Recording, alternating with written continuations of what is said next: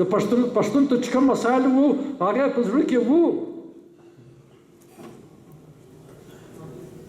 لیکن ده چې حق غوښتی هغه د تمام انسانانو دپاره غوښتی، هم هندوانو دپاره، هم سیکانو دپاره، هم د عیسایانو دپاره. صرف د پښتنو هغه نه، د بنګال د هندوستان د هندوانو دپاره هم.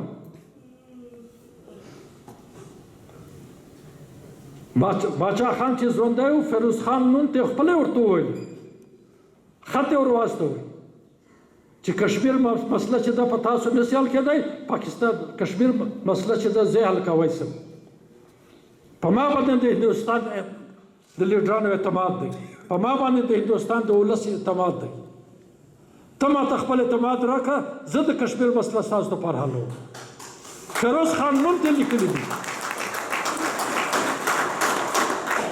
او په کوم وخت چې په هندوستان کې چې پاکستان جوړ شو، چې په مسلمانانو باندې تشدد شروع شو،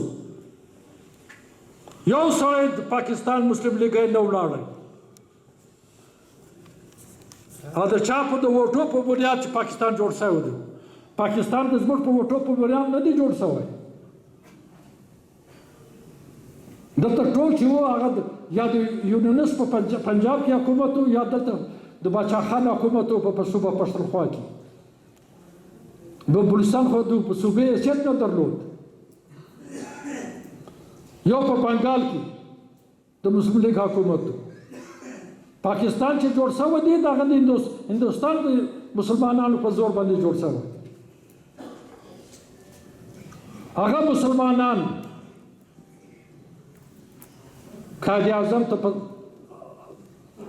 48 کې راغله. قائد اعظم ته ورته وویل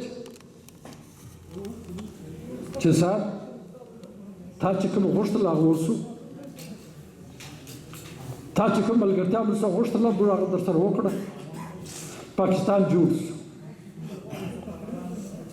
اوس د هندوستان مسلمانانو ته ستا ضرورت دی. دا ځای مسلمانان خو محفوظه شول، پاکستان جوړ شو، حکومت جوړ دی، فوج در سره دی، هوایي جهاز در سره دی، بحري قوتونه در سره دي.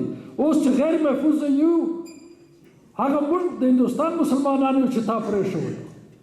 اوس مهرباني وکړه چې راسه د مسلم لیګ کمان استعمال واخله هندوستان دپاره. قائد اعظم غوټ جواب ورکړ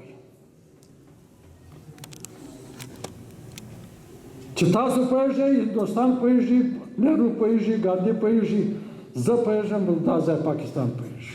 و د بمبئی ممبر د بمبئی و، لیکن چونکې دلته حکومت په لاس کې و، لکه باشاني چې پاکستان مغربي پاکستان ته وویل چې السلام علیکم، دغسې د هندوستان مسلمانانو ته ورته وویل چې السلام علیکم، تاسو پوهېږئ، ستاسو کار پوهېږئ، موږ پوهېږو، زموږ کار پوهېږي.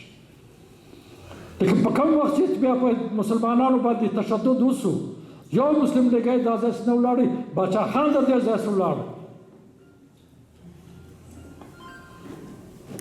اور اندرا ګاندي په ایرپورټ باندې په زینو باندې ورته ولاړه وه چې د ده پښې چمچې کړې.